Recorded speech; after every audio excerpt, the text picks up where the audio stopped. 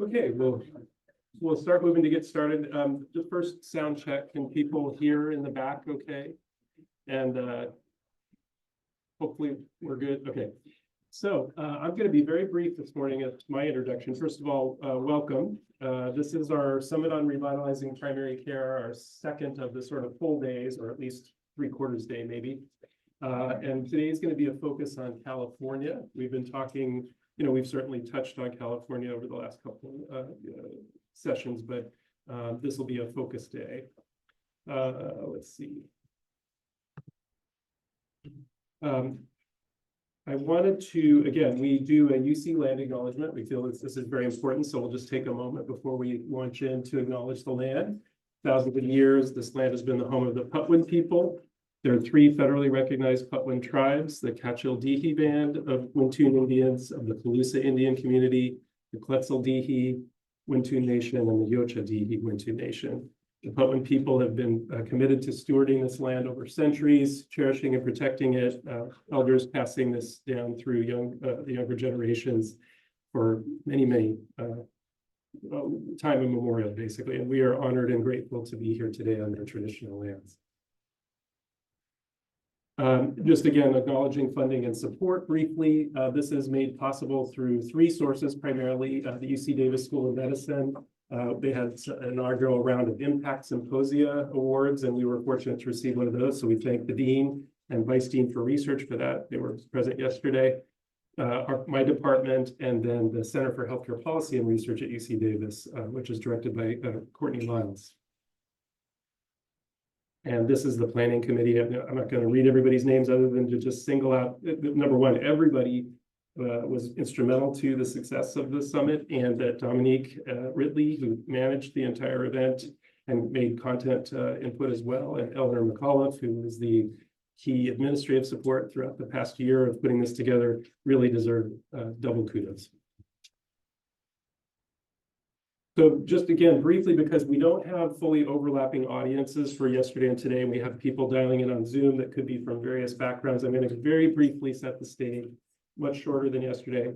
What is primary care? There are 7 shared principles of ideal primary care: person and family centered, continuous, comprehensive and equitable, team-based and collaborative, coordinated and integrated, accessible and high value. And this is something that was generated through a shared principles summit, basically, or effort in the late 2010s, and then adopted or endorsed basically again in the National Academies of Sciences, Engineering, and Medicine 2021 report on implementing high quality primary care. So this, as it stands, is fairly aspirational for most practices.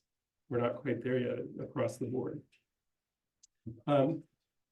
Primary care is critically important to the health of all, foundational to high quality health care. We know more primary care exposure, either at a regional population level or at the individual level, is associated with better health outcomes, better longevity, all kinds of things, and that there's also more equitable care and outcomes associated with more exposure to primary care. This is a large body of work, and again, we don't have the time to go through the details, but we know this. So why is there a need for Rev PC?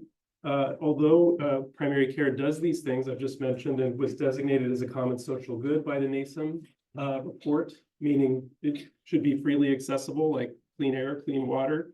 Unfortunately, they also warn that it's slowly dying in the US. And this is a busy slide, but I'm trying to show that there's interrelationships between several factors that have sort of got us in this situation.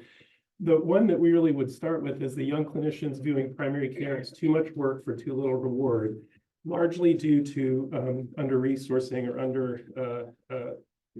too little attention at the health system level to primary care. And this has led to not only young clinicians not going into the field because they see us struggling, but also many existing practicing clinicians are going back, either retiring early, leaving clinical practice for other roles, or going part-time to work full-time. This is leading to a projected shortfall. And since there's only about 270,000 primary care physicians, 20 to 40,000 shortfall is a lot. More and more patients have no primary care at all, let alone an ongoing relationship. And vulnerable populations that already live in areas with fewer clinicians have a double dose of inequity, as has been published on. And again, those who remain in practice are increasingly under heavy stress to meet the need for access. They get bigger panels. They are not able to, with existing funding streams, support multidisciplinary teams, more likely to refer. And EMR inbox work skyrockets. And so people are burning out, and patients are feeling this. There's shorter visits. They're tired of seeing clinicians who seem harried and are harried and are in understaffed offices. So in spite of all the good things primary care does, still, these are major issues, and they feed on each other. It's a recursive thing. So, and this is bad for everybody. Our healthcare spending just keeps going up, total cost of care, but we have significantly lower spending on primary care than most industrialized countries. And we therefore have worse health outcomes, including shorter life expectancy. And the gap between us and the other countries is actually growing. So, and this affects people of color and those who have been historically underserved by our healthcare system even more. So what about California? Those are the national things. I've just a few more slides before we get to Director Landsberg. I think this is important just in case we have people who aren't as familiar with all of the characteristics of California. So one slide, this is California. Most populous state, 39 million, 1 in 8 residents of the US lives here. 3rd largest by area, 5th largest economy in the world. And I think we are actually catching up to the 4th, which is Japan.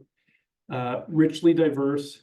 A diversity index of 70% means that if you pick 2 people at random, the chance that they're going to self-identify as being from 2 different racial ethnic groups is 70%. That's the 2nd highest in the United States. First is Hawaii. Over 200 languages spoken, almost 3 million adults with limited English proficiency, and 1/4 of all immigrants to the US live in California. And contrary to a lot of the narratives, about 80% are here through legally documented status. We have a higher income gap than most states between high and low. I think there's 5 or 6 maybe above us. We have very large Medi-Cal enrollment and have had a successful expansion of insurance enrollment, so relatively few uninsured in terms of percentages. And then by far the largest number of FQHCs of any state, including I think New York is 2nd, it has like 74, 75, and we have something like 175, 180. So these are important things to think about as you think about these data that I'm going to just show before we transition.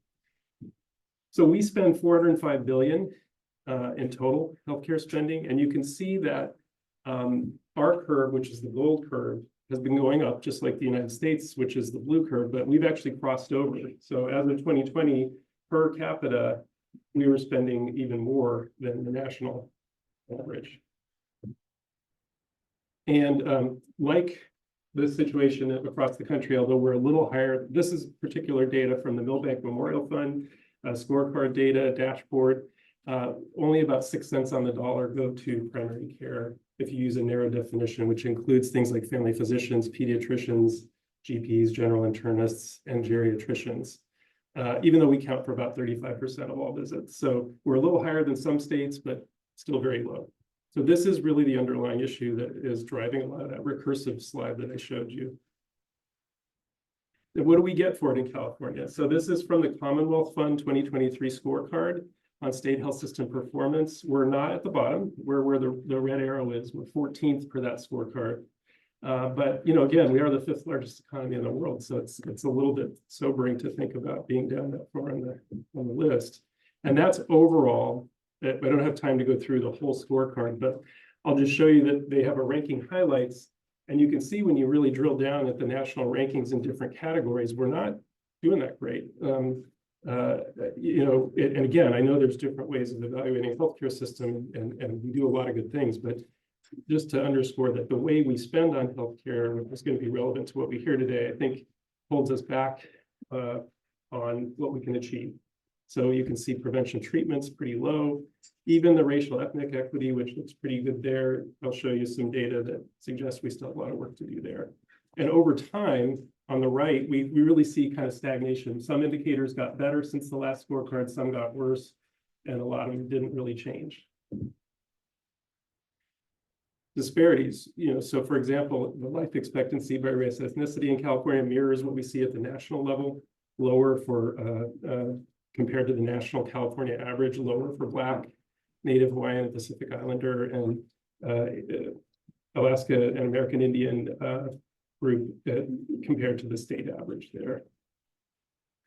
Pregnancy-related mortality much higher for Black people, and also infant mortality sort of mirrors that, more than double the state average. We have the same workforce issues in California, really, that people have other places. So you can see, this is a projected shortfall, the supply versus the demand. There's different reports that have looked at this. And we have the same geographic maldistribution. This is the average recommended per 100,000 population, at least under the current sorts of recs, is 60 to 80. Really, the only place we get on the high end of that is the Bay Area, Sacramento, and the Central Coast, and the populous areas of Southern California kind of hit the bottom end, and then the rest of the state's way below, and that's rural. And then as a result of that type of data, we have a lot of patients that don't have a doctor's office or a community clinic as their usual source of care, particularly striking in the Latino, Latinx population, where the community clinic does not help make up that gap. And look at that, only 52% have a doctor's office as their site of usual care. We know that more spending on primary care could help this. We don't have all the answers about how much or how exactly to provide it, and we've been talking about that a lot over the last day and a half. But we do know that, at least from this significant observational study, those health plans and provider organizations that invested more in primary care had better outcomes and less acute care utilization. And if the lowest care organizations could have matched the highest, you can see that almost 2.4 billion in annual overall healthcare spending saved would be the estimate. And again, as I alluded to, it's not just about increasing payment, it's the way it's provided and will it support the relationship-centered primary care teams that we need to reach that aspirational goal of primary care that I had on that early slide. And it's not just the traditional care team now, it's the extended care team that includes pharmacists and other allied health workers and those in the community that can help us do the work that our patients need us to be doing. Lastly, I do think that things are looking up and we're going to hear about a good reason to feel optimistic.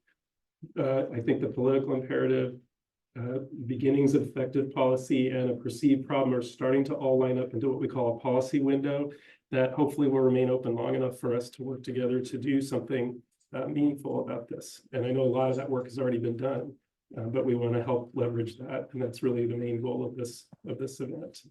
So with that, I'm going to transition to introducing Elizabeth Landsberg, who's going to talk about a very exciting new development with a new primary care investment benchmark at the Office of Healthcare Affordability. Director Landsberg has had this role since 2020, and her work as HCAI director builds on her prior years of work in numerous roles, advocating for accessible, affordable, equitable, and high-quality healthcare for everyone in our state.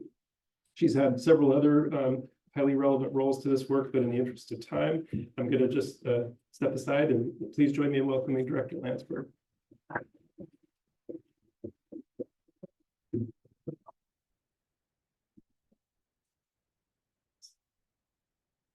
No problem.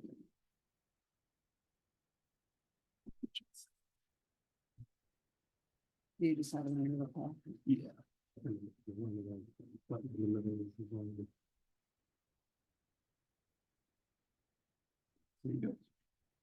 Good morning, everyone. Happy Friday. Here we are.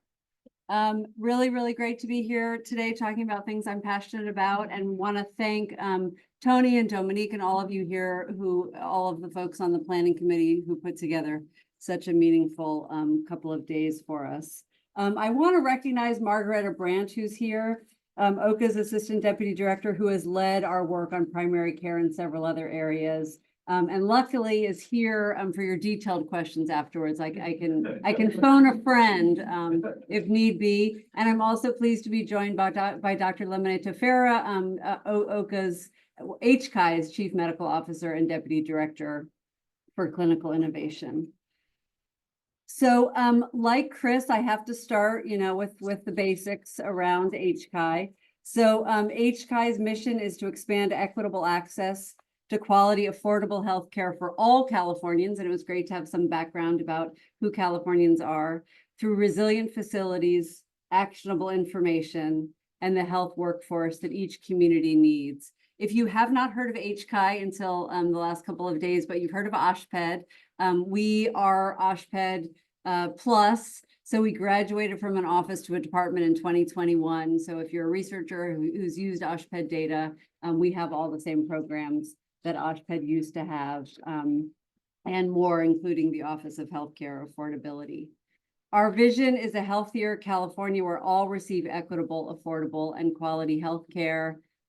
So if we succeed in our mission, this is where we get to, and we think primary care is really plays a critical role in achieving this vision. And I've been happy to hear us talk so much about primary care as a key equity strategy. So these are the 5 things that HCAI does. On the facility side, we set the building standards and enforce them for hospitals and skilled nursing facilities. On the finance side, we have a Cal Mortgage program that provides loan insurance for nonprofit healthcare facilities. But we've also come into, in the last couple of years, when Madera closed its doors and the legislature saw fit to set up a distressed hospital loan program, my finance team stood that up. So we've had a fair amount of interaction with hospitals. And so we bring that perspective in the affordability work that we are doing. I'm going to talk a little bit about our workforce programs because they are important to our primary care efforts here.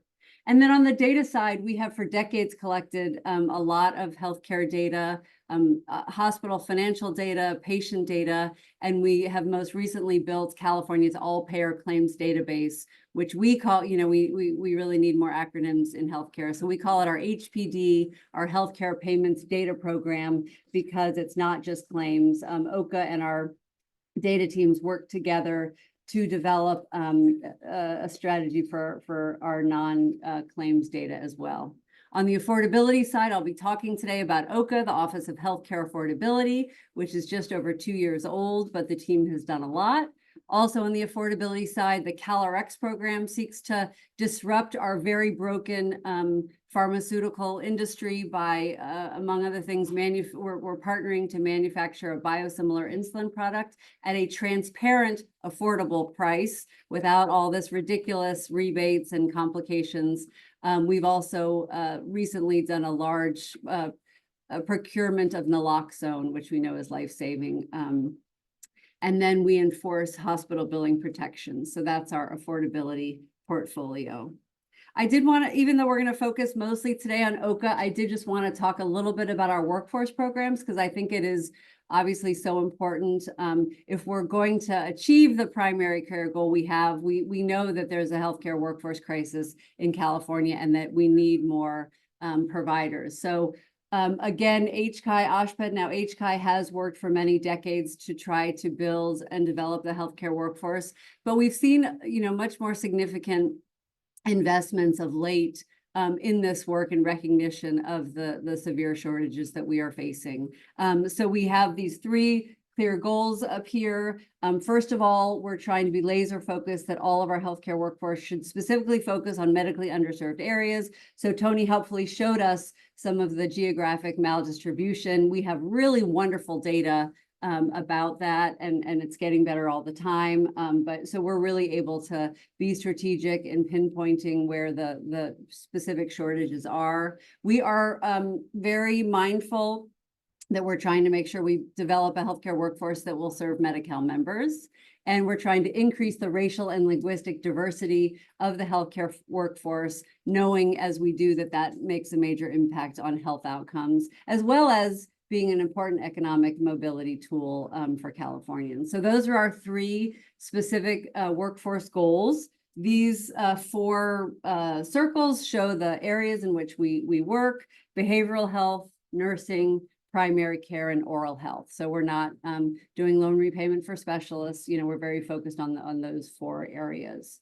And then our workforce programs have the full range of pipeline and pathway, everything from high school fairs to helping folks transition from community colleges up to UCs and medical schools, and supporting training institutions, the training institutions, graduate medical education, and the like. So really proud of this work. We have a California Health Workforce Education and Training Council. Very pleased to have Kevin Grumbach, appointed member of that council. We have an 18-member council that includes folks from DHCS, folks from the three big university systems. And really, our goal, and Diane Rittenhouse, CHCF, have provided really critical support to our Workforce Council. And the goal, which is came out of the Future Workforce Commission report, is to try to develop a strategic approach to developing California's health workforce. So it's not just what can HCAI ourselves influence, but what can we do more broadly in the state of California. So wanted to just make that connection. Our workforce folks have worked with Margareta and our folks in OHCA as we work to the primary care workforce. The primary care spend goals, we know that we need to expand that workforce. Okay, so moving on to OHCA. I'm not going to use too many acronyms, but this is one of them, OHCA, the Office of Healthcare Affordability, which was created by statute and is just over 2 years old. We hired our first staff person just over 2 years ago. And these are the three interrelated areas of OHCA's work. I'll certainly be focusing on the strategies to promote high value care, but think it's important for you to understand the full context in which we're working. So our first strategy is to slow spending growth, both by capturing more comprehensive data about total healthcare expenditures in California, and then setting a spending growth target, which our Healthcare Affordability Board did in April of this year. And we'll talk about those two things and how the data that we're collecting, the primary care spend, will be measured as a proportion of total healthcare expenditure. We're going to focus on the strategies to promote high value, of which our primary care spend goal is one of them. And then lastly, in terms of assessing market consolidation, OHCA has new authority to review proposed mergers and acquisitions of healthcare entities. Why? Because we know that market consolidation is a very significant source of lack of affordability. And we had a lot of researchers present data to us about this as we've been working on it.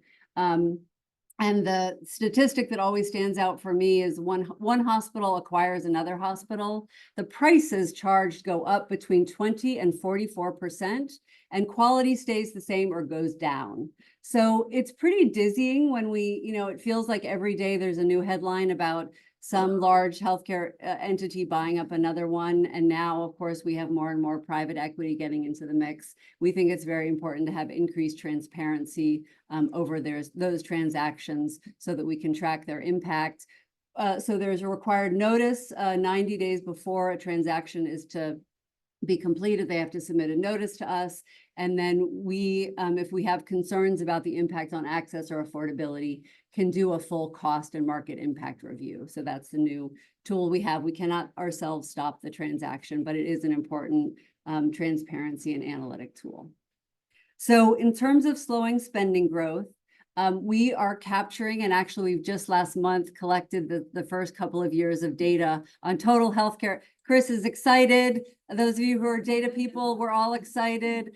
New THCE data, total healthcare expenditure. So what is made up of THCE? It includes all claims payments made to providers by health plans, non-claims-based payments, of course, like capitation and value-based payments, and then everything the patient owes, specifically for services covered by the health plan. And we've had a lot of conversation about services not covered by the health plan, but THCE just captures that by the plan.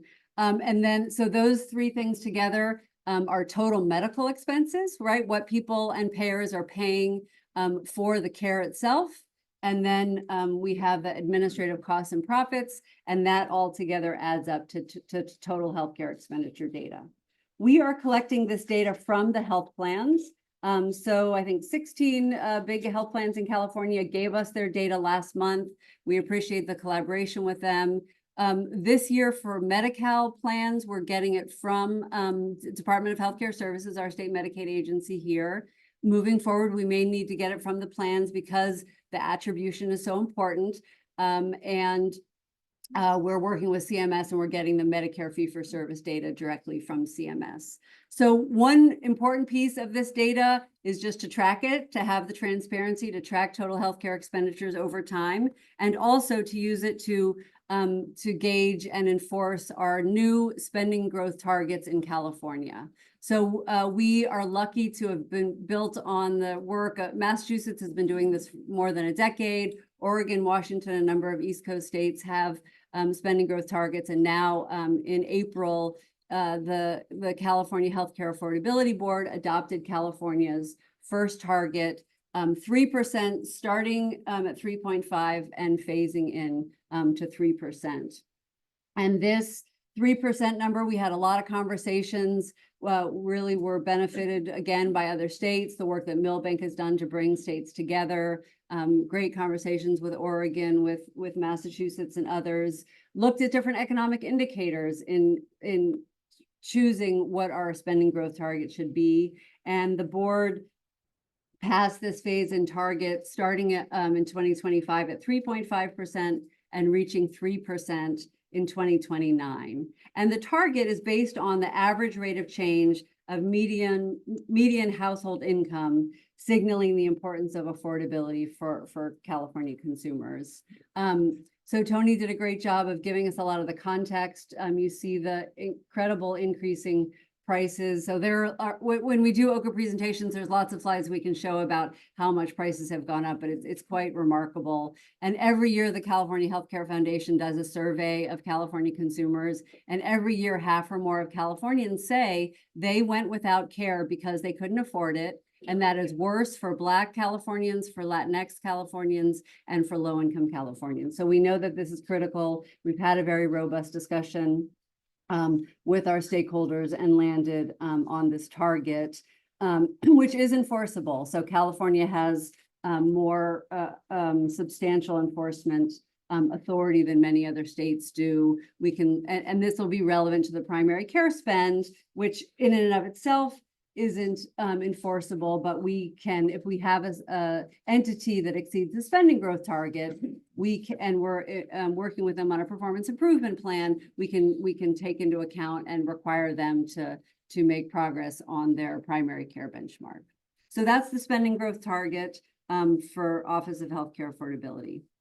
So when we, and Alice Chen, who was here yesterday, Vishal Pagani, our deputy director, and Mark Galley really were the masterminds behind the OHCA proposal. And the goal is not just a low cost system, it's really a low cost, high value system. So we're not just looking at cost. It's really important to us to have these 5 strategies to really promote a high value system where there's a lot of access and the best care is provided to Californians to try to improve health outcomes. So these are our 5 strategies to improve the value of California's healthcare system. The first, of course, is the one that we've talked about a lot over the last day and a half, and we'll explain more our specific proposal. We know we need to improve spending on primary care. Now, yesterday, Chris Kohler told us, don't call it an investment.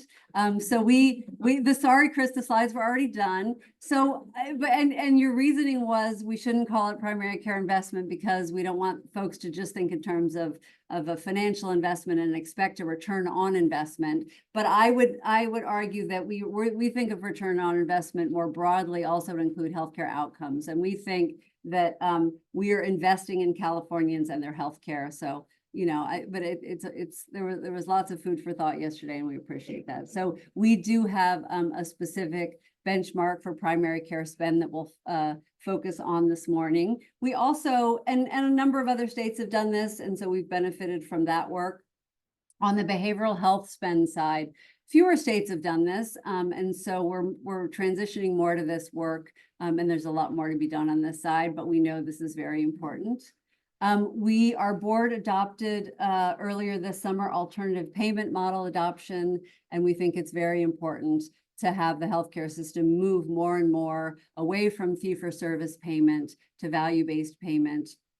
for healthcare services, and specifically to have that be linked to quality. And so we have different tiered benchmarks leading up to 2034. They are different for PPOs, HMOs, Medi-Cal, and Medicare, and we could go into more detail about that.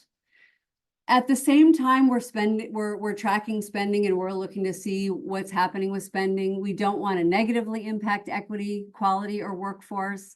We hope and believe that these other strategies will lead to better outcomes in terms of equity and quality, but it's very important for us to track that over time. So at the same time, we're tracking spending overall, and primary care investment will also be looking at a subset of equity and quality standards. If there are any health planner or other data submitters in the room, I just want to make a point that we are very cognizant of not, putting undue administrative burdens on folks. So Margaretta's team, has a recommendation here that we'll be talking about it at our November board meeting. And we're only looking at existing measures. There are already a wonderful, you've heard a little bit, DHCS covered California, CalPERS, DMHC are working very closely together. They have good data measures for equity and quality, and we will be using a subset of those. So those are our 5 strategies. And now we will focus specifically on our primary care spending benchmark. So we start with the statute. So again, the law that created the Office of Healthcare Affordability requires us to measure the percentage of total healthcare expenditure that's allocated to primary care and to set spending benchmarks for primary care that recognize the historic underfunding of primary care services, right? And so that's one of the central tenets or assumptions undergirding this conference, is that we have been underspending in primary care, and that we need to increase that to build and sustain the infrastructure. And specifically methods of reimbursement that shift greater healthcare resources away from specialty care and toward supporting innovation and care improvement in primary care, all of course for the purpose of improving outcomes. Our intent is that increased support for primary care won't increase cost to consumers or increase the total cost of healthcare. So, the research, and again, this may not happen overnight, but the premise here is that we spend more, we invest in primary care, that will prevent unnecessary hospitalizations, emergency room visits, and the like. So this is our theory of change. Our statute envisions that increased support for primary care, again, won't increase cost to consumers, but that shifting resources away from specialty care to primary care supports improvement and innovation. So our theory of change is that to increase investment in primary care in ways that reduce low-value care and waste, that we then free up dollars that can be invested into primary care. And we've heard the research that supports that notion. So we've also talked, and Tony again showed us we've looked at different definitions of primary care. And so Margaretta convened a work group, and appreciate Lisa and others here that participated in that work group. We also have had very substantial representation and input from our sibling departments, Covered California, Department of Healthcare Services, and CalPERS folks that have been here. So it was important with our work group as we embarked on the primary care work that we also have a vision. So this is, I think, not exactly the same, but similar to a lot of what we've talked about over the last day. Plus that it really be about having continuity and a relationship either with a clinician or a team, that we do have team-based care, that it be comprehensive whole person care, that there's an important focus on equity, and integrated coordinated care. So this definition that our work group used was developed by the California Quality Collaborative to guide recommendations for the definition and the benchmark. And we use this vision along with our statute as guideposts as we developed the Primary Care Coalition in collaboration with the work group. So a lot of work went into these definitions.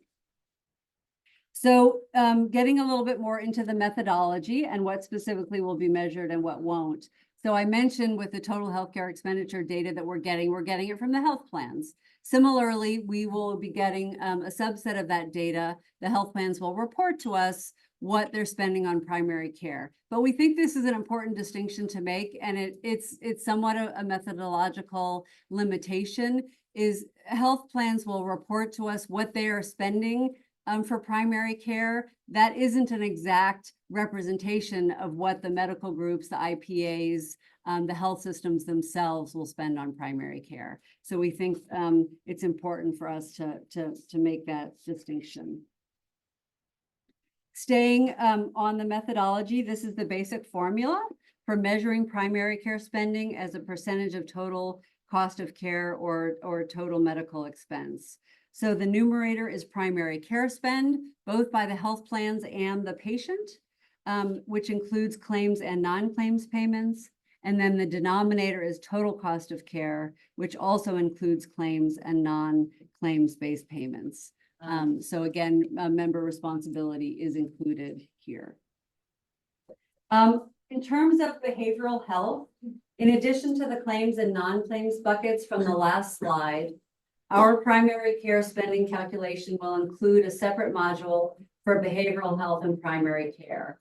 So you all know this, primary care providers both identify, screen for, and provide a lot of behavioral health care. We think it's very important to recognize that. So again, we'll be looking for a further behavioral health investment benchmark, but we think it very important to identify this component in terms of behavioral health and primary care. And the work group will grapple with, again, how to, what buckets to put that in moving forward.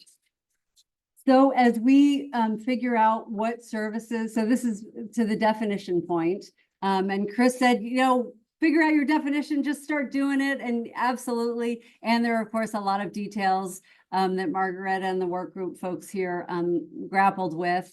But the bottom line is that we have to look at who is considered a primary care provider, what primary care services to count as primary care services, and then in what setting. And so all three of those components have to be met in order for it to be counted as primary care under our definition. So, we had to decide how broadly should we go in figuring, should we use a narrow or a broad set of providers? We talked specifically, one of the harder conversations for the group was about including OBGYNs or not. Talk about what services, what sites should be included, and then again, what services. So I just want to go through each of these in a little bit of detail. So maybe this is a longer list than you were expecting. Some of it's pretty obvious, of course, family medicine doctors, internal medicine, and pediatrics. We also, as you can see, to support the concept of care teams, we've included providers such as nurses and pharmacists, even though they are less likely to be the source of claims-based billing. Our work group, our advisory committee, our sibling departments and stakeholders have discussed at length whether to include OBGYNs in this set of providers. And we ultimately decided not to include them to align with the vision for coordinated comprehensive primary care. And I can assure you, as someone who works for the Newsom administration, we're deeply committed to women's health care, reproductive health care. It's not in any way, value judgment about that, but we again are very focused on comprehensive whole person care. Taxonomies don't always reflect a provider's current practice, and so to address this, we will be filtering through service and place of service criteria, and a physician provider would also have to be on the list of a primary care provider with the Department of Managed Healthcare. And so let me just go through that in a little bit more detail. And I know this is not the most accessible slide for folks, but this is actually what our definition goes through in terms of deciding for claims-based payments, whether something's included or not. So for health plans that are regulated by the Department of Managed Healthcare, we'll have to see whether the provider is designated as a primary care provider, and then again, go through whether they provided a primary care service in a primary care setting. So in terms of the services, this includes a list of the services that are included. Again, probably most of it isn't a big surprise. We want to really encourage as much care as possible. This does include a limited set of behavioral health services when provided by a primary care provider. And we did include, this was where our collaboration with our Medicaid agency was really important, to identify a number of areas of targeted rate increases to really promote comprehensive primary care. And then last, I think really importantly, is the site of care. And so again, we've had some conversations about what is considered primary care is going to urgent care, primary care, the minute clinics. We don't think so, right? So this definition really looks at traditional primary care locations as well as home and community-based sites. But we do exclude certain settings, including inpatient, urgent care centers, retail clinics, again, really to reflect our vision of promoting continuous and coordinated primary care. So in addition to the claims data, it's important for us to include the non-claims data. So this slide provides a very high-level overview of our approach for measuring primary care spending with non-claims. So all the work we did on alternative payment models, we're using those framework categories. And we've developed for each category an approach to allocating a portion of that spending to primary care spending. So it's pretty wonky. We can go through it more in detail. And I know I only have a couple minutes, but just very quickly, as we were looking to what is the right number, right? So that's how we define it. That's our definition, our methodology. But in terms of numbers, we looked at the data that was available about today, what is being spent on California. So this slide shows primary care spending from IHA, the Integrated Healthcare Association. So the combined commercial spending, the darkest blue bar, and the spending for Medicare Advantage, the green bar, are similar, both hitting about 10%. Now they're using a slightly different definition than we are, but this gives us a gauge. And then the higher pediatric primary care spend also informed our recommended benchmark. So that's the kind of middle blue, those higher numbers. So it does vary by age. This, just very briefly, because I have 1 minute left and we do want to allow some time for questions, shows this is de-identified data of different plans. So you can see there's very wide variability in the plans, and that's part of why we chose our approach. We did have important lessons from other states that I'm going to breeze by just in getting to the punchline here. So that wide variability is part of why we took the approach that we did to essentially have two different benchmarks. And we thought it was very important to have an annual improvement benchmark so that each year we expect that depending on where you're starting from, you show some improvement. We adopted a 10-year benchmark for primary care spend in keeping with our alternative payment model, 10-year spend, 10-year goal. So we expect to see year-over-year improvement of 0.5 to 1% to ultimately get to 15% by the year 2034. And so this is laid off the press, kind of amazing timing with this summit. Our board just voted on this on Monday of this week. Margareta was hoping to get it done this summer, but we had various reasons for delay. So it just happened this week. So it is very timely. And there's really wide support, again, from a wide range of stakeholders for this 15% number that we think is aspirational, but very, very much achievable. So that is our presentation on the accountability side. Again, we don't have, there's no monetary penalties we can impose. We think the transparency itself will be very impactful. We will be publishing a baseline report for OHCA every year, which will include this data. And again, if we have a healthcare entity that does not meet the spending growth target, and they're also not meeting the primary care investment benchmark, we'll have the ability to include in the performance improvement plan requirements around the primary care spend. So at this point, those are our enforcement tools. So really appreciate being with you all. We do have a link if you're interested. please do sign up for our newsletter, and you can, if there's particular areas that you're most interested in, you can get information about workforce, about OHCA. If you're, if there's a mechanical engineer in the room that wants to get information about our building standards, sign up for whatever you need. But hope that you will stay engaged with us. We have a lot of stakeholder opportunities with our workforce council, with our OHCA board, and many other boards and commissions at HCAI. So with that, very happy to take folks' questions, either online.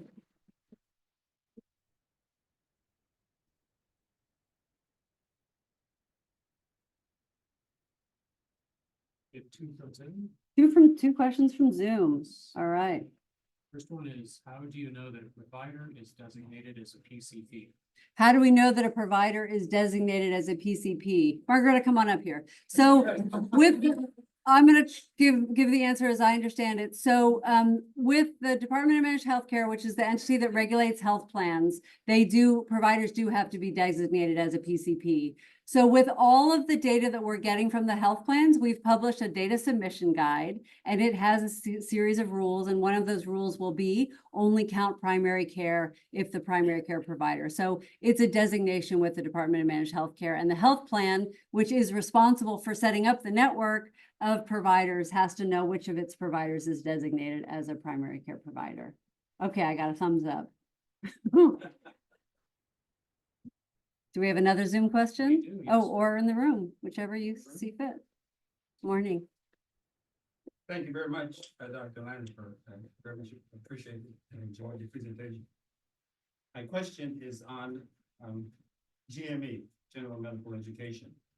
Given the primary care crisis here in the state of California, why is California only 1 in 8 states that does not commit a funding stream from Medicaid?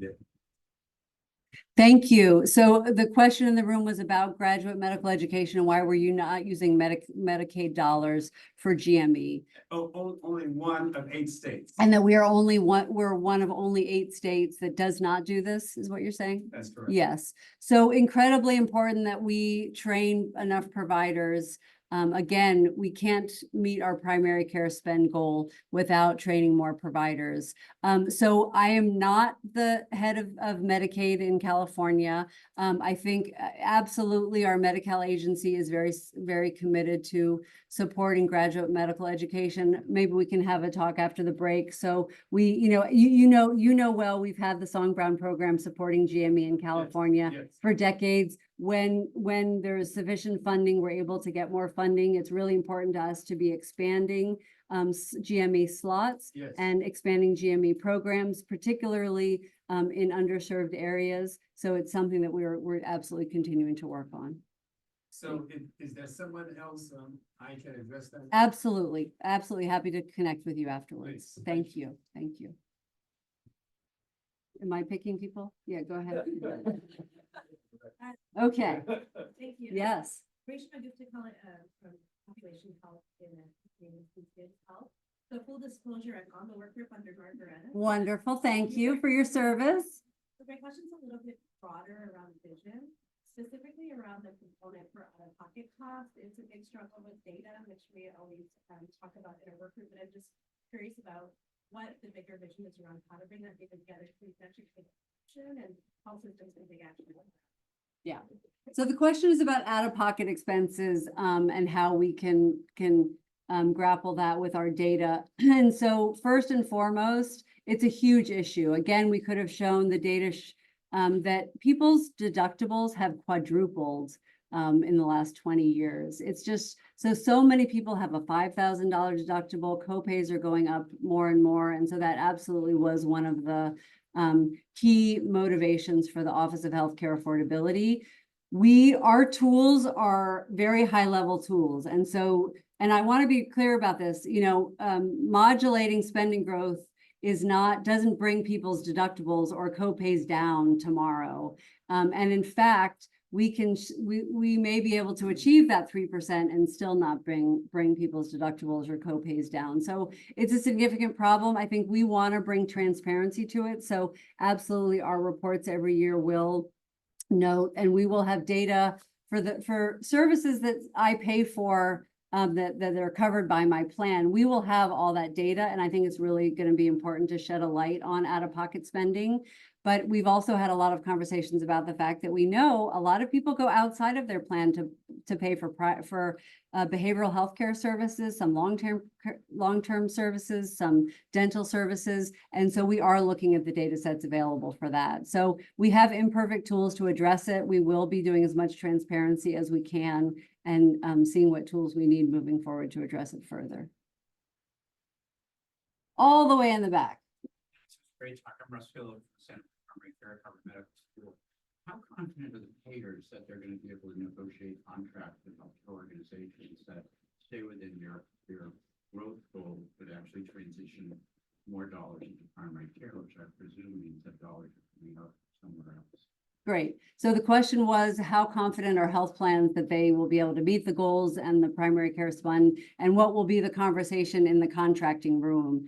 So what we've heard from other states is that once you set a spending growth target, that very much is in the contract negotiations, and it's kind of a starting point, and it's a firm line that the health plans can in many ways rely on in their contract negotiations. So within that, in terms of the primary care spend, that's a much more nuanced conversation that has to happen and negotiation. So we did have health plan. I'm going to also give Margaret a chance to add to this if there have been specific conversations in the work group about the primary care spend.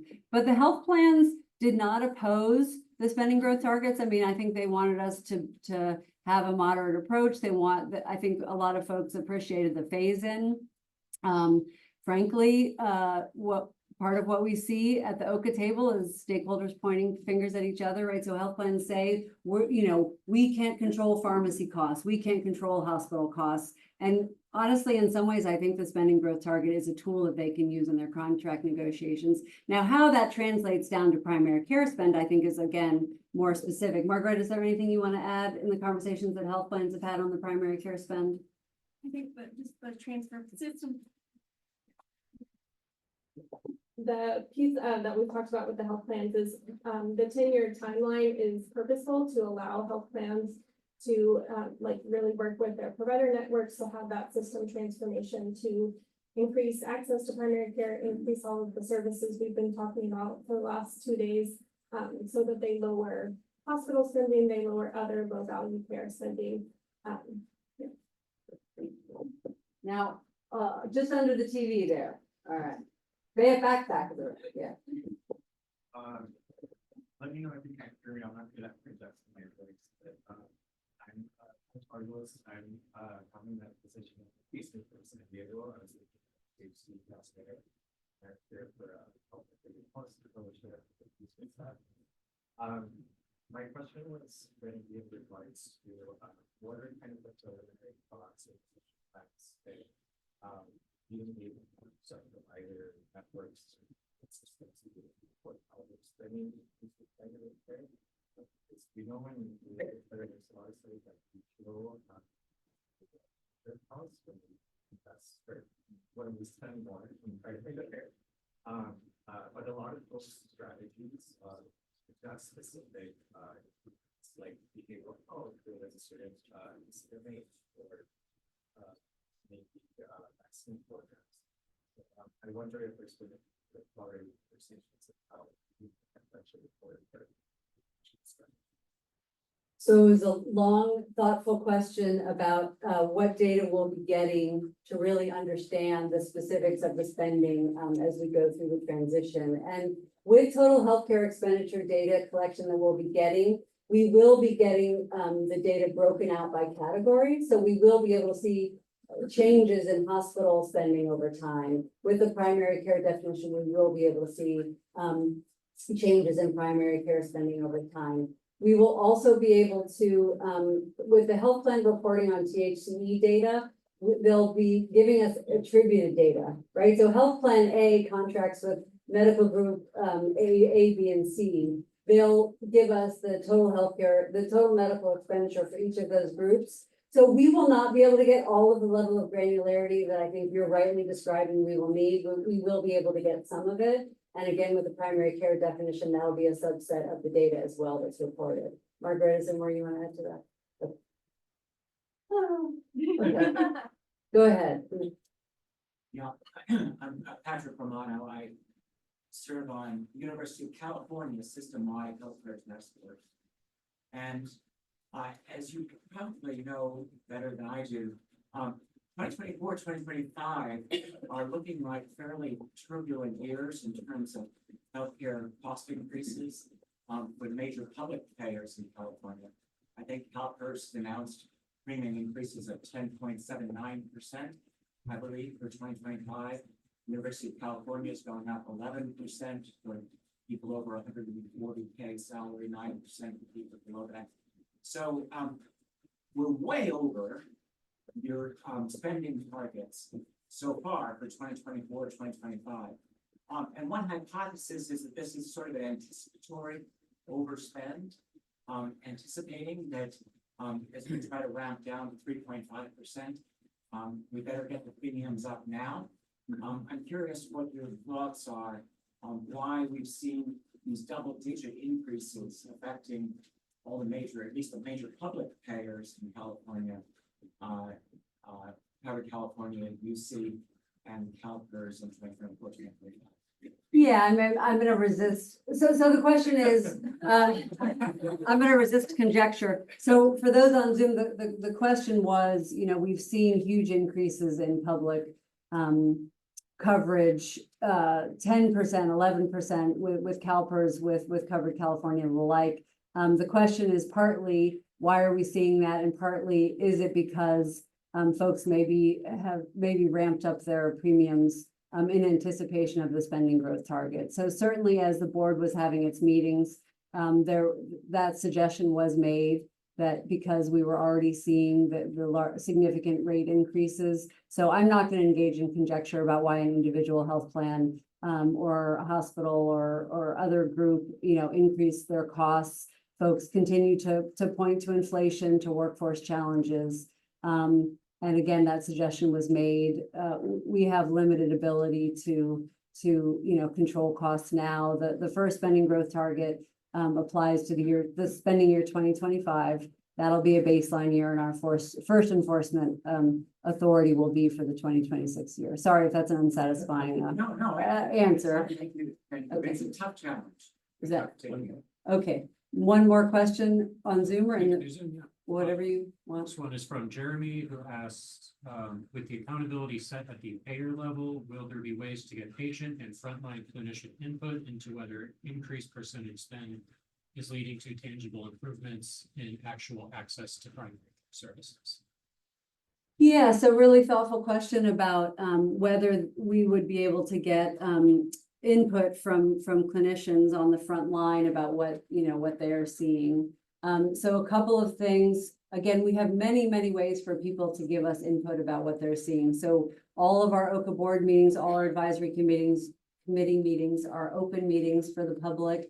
Please come, please send us your letters. If you're seeing something that you think is counter to our goals or counter to what we're trying to do with the office, we absolutely want to hear from you. We have an incredible amount of participation from individual consumers, from members of the healthcare workforce at our meetings. And I think that's really important to helping drive the work that we're doing. Folks may know we had our August OHCA board meeting was actually in Monterey, California, which was a tremendous amount of work for the staff to take the show on the road.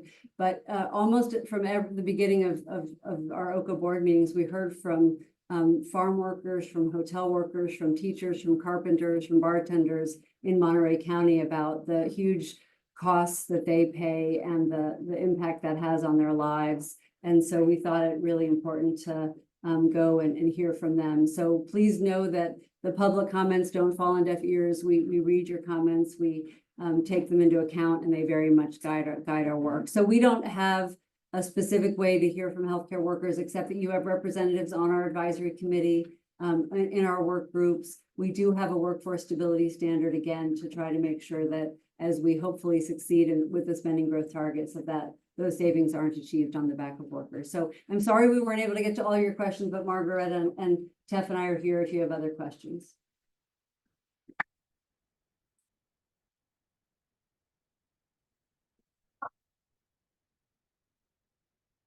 Thank you so much. That was incredible. And I'm going to briefly introduce our next plenary speaker. I was tempted to just leave it at he needs no introduction, but I will give him a brief one, which is that this is Dr. Kevin Grumbach, who's a professor and practicing primary care physician at the Department of Family Community Medicine at UCSF.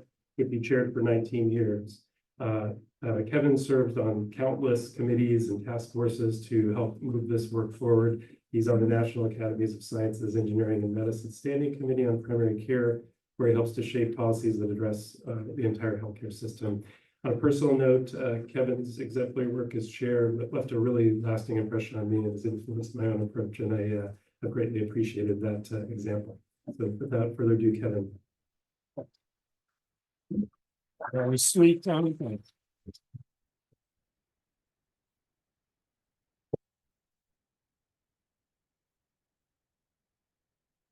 There we go. That's me. Good morning, everybody. Hi.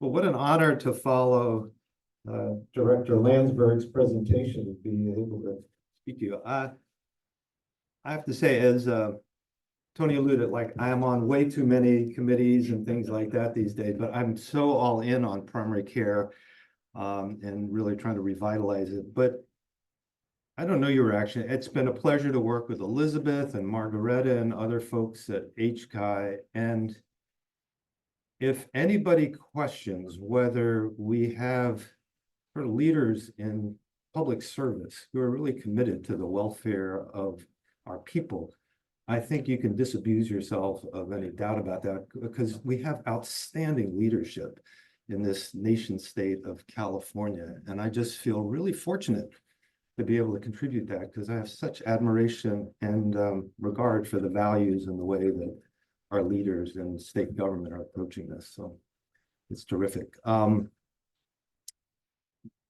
This is a big deal, this 15% benchmark for primary care spending in the state. I mean, to quote, paraphrase our president, this is a big effing deal. I mean, that's a high benchmark, 15%. I mean, it's very ambitious. So I'm also really proud. And the fact that we had consensus among a variety of different constituents to get to that. And again, I think Margareta did an incredibly skillful job of sort of coordinating all this. And, Chris is here, the godfather of primary care spend, I think, to really have said, this is such a key concept. It's so simple, but it's so powerful. And yes, then you have to get in, how are we going to pay and hybrid payments or this and that, but just this fundamental concept of, are we resourcing primary care adequately, which is really the organizing theme for this conference. The power of this is really, I think, told a bit by a recent study that I did with one of our medical students at UCSF in the Primary Care Health Policy Scholars Programs, Melissa Ma, Andrew Bazemore at the ABFM Center for Professionalism and Value, and Becca Etz at the Green Center at VCU. We actually did a public opinion poll to ask public, what percent of spending do you think in healthcare is actually going to primary care? So let me poll you. What do you think the median response estimate was from just, a reasonably representative national sample of adults in the United States? So I'm gonna get, how many think that the public median estimate of primary care spending was 5%? 10%? 25%, you're in that range. Okay, 50%. Yeah, 50%. Wow.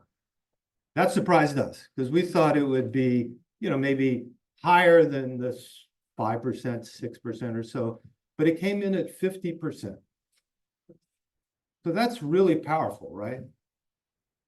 We also asked, how important do you think primary care is? The public has high regard for primary care, understand how important it is, way overestimate how much of their premium dollars, their tax dollars are actually going to support primary care. So I think we need to now take this conversation out of just this room of who used the term the cognoscenti in one of their talks. I think Chris, yeah. So I think we really need to engage the public, because I think the public is shocked when you actually say, no, it's not half of your, dollars going to healthcare, going to primary care. It's a pittance of that. So I think it is a really powerful concept. Chris also characterized, setting a benchmark for primary care as a first order issue. And I think a lot of this conference has then started to say, okay, then what are the second order issues you have to tackle for this? So that's what I wanted to address in my my talk today, was a little bit about what are the second order questions. So call this nourishing primary care, teeth pies, alimentation, and nutritional balance. So maybe that's a term. If we can't settle on primary care spend, primary care investment, how about primary care nourishment? And that it's about getting adequate caloric intake to the primary care sector. So what do I mean? So let's talk about these things. Teeth. All right. So the enthrallment about the 15% benchmark is tempered a bit by, as Elizabeth mentioned, it is a voluntary target. Now, and this is not, don't blame Elizabeth. Where is Elizabeth? Or, blame Elizabeth if you want, but it's not her. It was in the statute setting up the Office of Healthcare Affordability. And actually, the statute said it is mandatory spending targets for overall healthcare expenditures, but it did not authorize OHCA to set mandatory spending targets for primary care. So this is where it sounds great, but as Elizabeth, she touched on this a bit in her presentation, is what are then the levers OHCA can pull to try to really hold health plans accountable to achieving that 15% spend target? So I think that's something we need to be very vigilant and work with OHCA and think about. So that's the question. Is it that if health plans say, oh, our spending this year is 4%, not 3.5%, can we get that accepted because we can justify it because we really increased primary care spending? So I think OHCA is going to have to think about what can it do within its regulatory authority to try to put some pressure to really accomplish that. But I think there's also going to need to be thought about, does there need to be additional statutory language to really put this teeth in this? Because an edentulous primary care spend target really is not going to ultimately get us where we need to go if there's not the ability to enforce it. So that's the first second order question I want to put to you. Pie, like the size of the pie. The regulations are all from a health plan perspective, right? It's a percent of health plan spending. The goal is to nourish primary care practices. And so from the practice perspective, you're looking at what's the total stream of revenues coming into my practice from all payers. And this is then tricky for states because they don't necessarily have regulatory authority over the whole pie of healthcare spending. So the most obvious payer they don't have regulatory authority over is Medicare. Maybe Medicare Advantage plans, because those are licensed by the state. Maybe there's a little ability there, but traditional Medicare, no.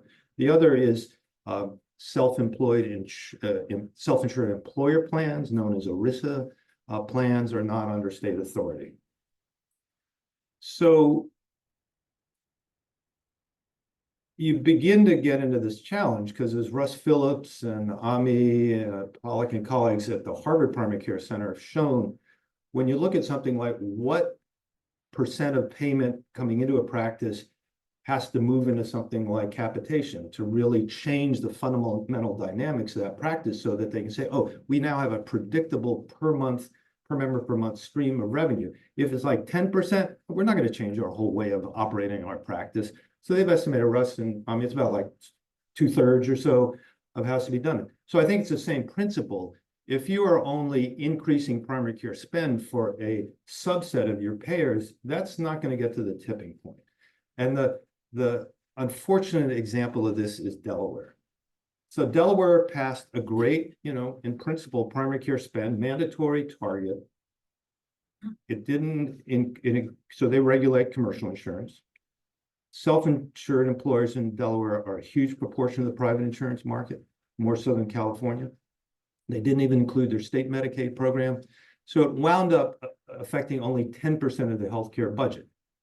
So it looks great on the map when you see Delaware has a primary care spend target, but it's only 10% of the spending in the state that's affected. So you're not going to get a tipping point.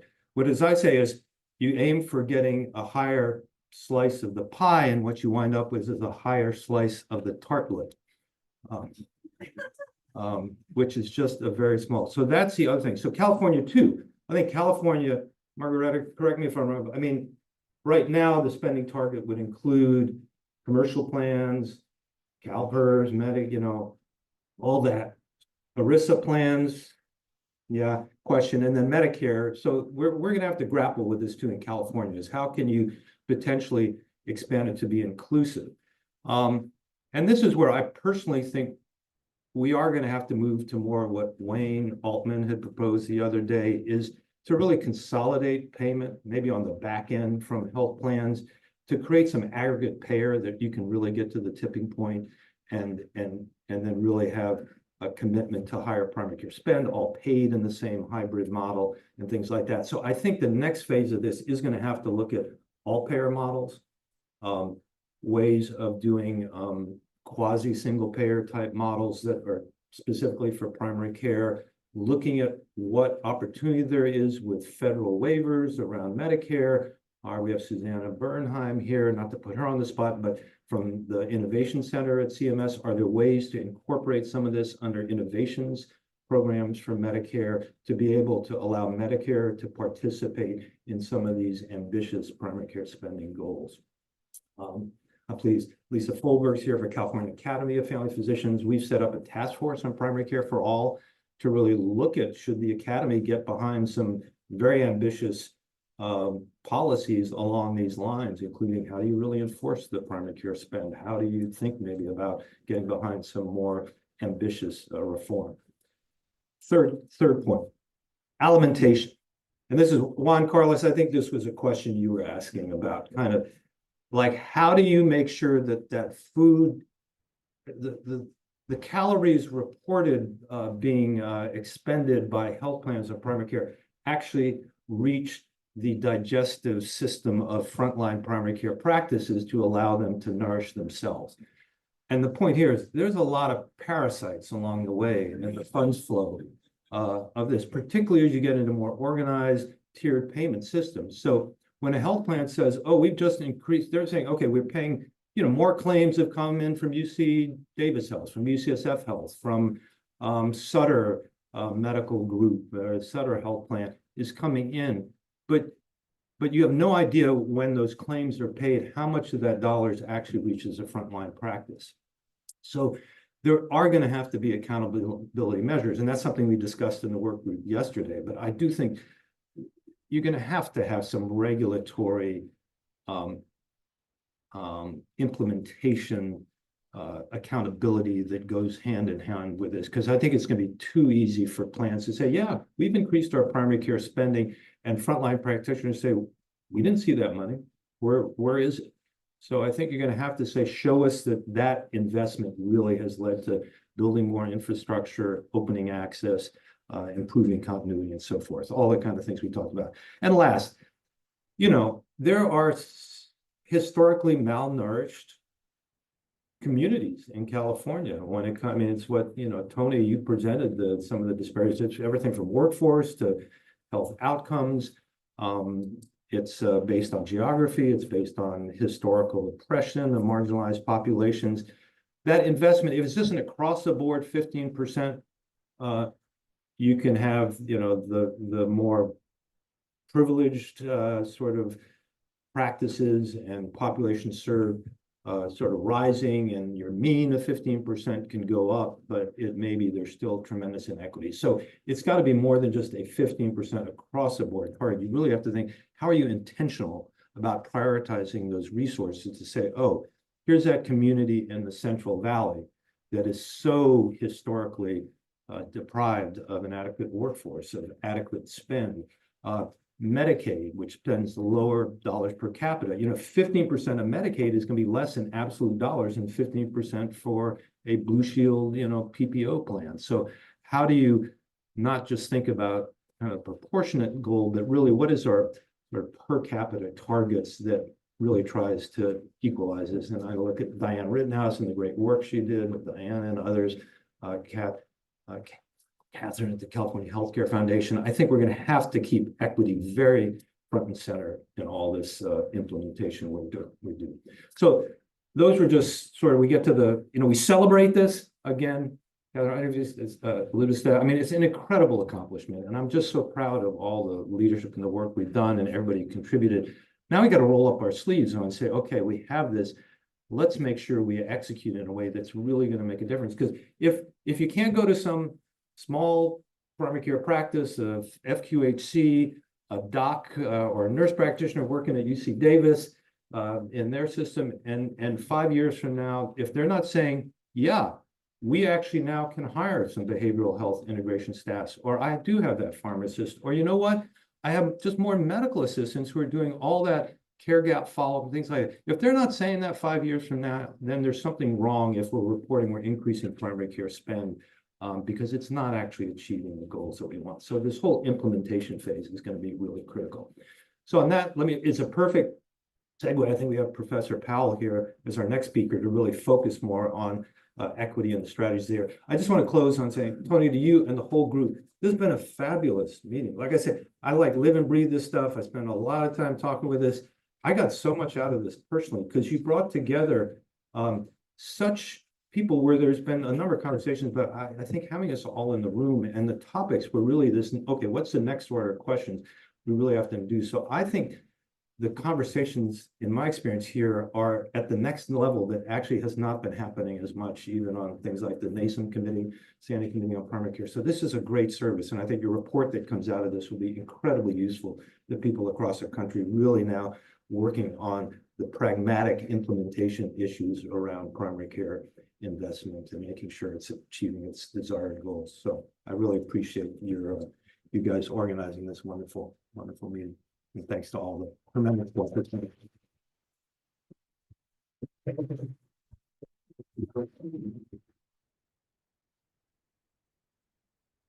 you so much, Kevin. For some reason, I feel hungry again. That was fantastic, and a perfect lead in to our next plenary. Kevin is amazing. So our next plenary is going to be by John A. Powell, who is a professor of law and African American studies. He's the Robert D. Haas Chancellor's Chair in Ethnic Studies and the founding director of the Othering and Belonging Institute at UC Berkeley. Professor Powell is internationally recognized for his work in civil rights, civil liberties, structural racialization, racial identity, fair housing, poverty, and democracy.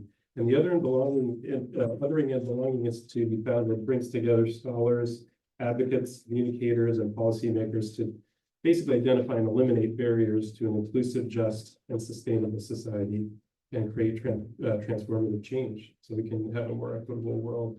And I think this is really important, as Kevin alluded to, as we consider policies that support how we're going to revitalize primary care. It's crucial to center equity. I mean, when you look at the statistics for California, they're one and the same. I mean, you cannot possibly move our health outcomes forward without centering equity. They are almost basically one and the same in California. So targeted universalism, he's going to tell us a little bit more about. I was introduced to the concept by Rich Kravitz, actually, and then serendipitously Mark Henderson met Professor Powell, and we were fortunate to be able to have him come and speak. I think it really is offering great hope as a way of operationalizing programs to move towards universal benefit, but with making sure that we do close those gaps at the same time. So with that, I'll introduce and please welcome with me John A. Powell.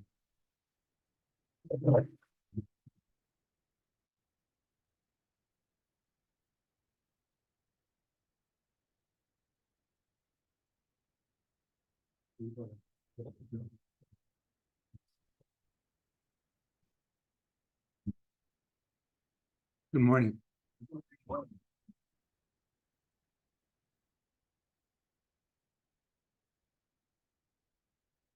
So I feel like given the expected cost of medical care, that I should get all my sickness done this year. So it's great to be here, and I'm learning a lot already. A little bit depressing. So I'm going to actually introduce you to some ways of thinking about addressing healthcare. So, and so some of it may be relevant, some of it may not be. I also have some data about the importance of primary care. And I probably will skip over that. I've already cut the slides substantially with that because I feel like you're the experts and you don't need convincing of that. So I'll just touch on that.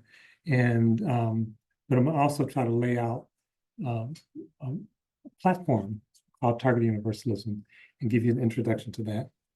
Let me see if I can.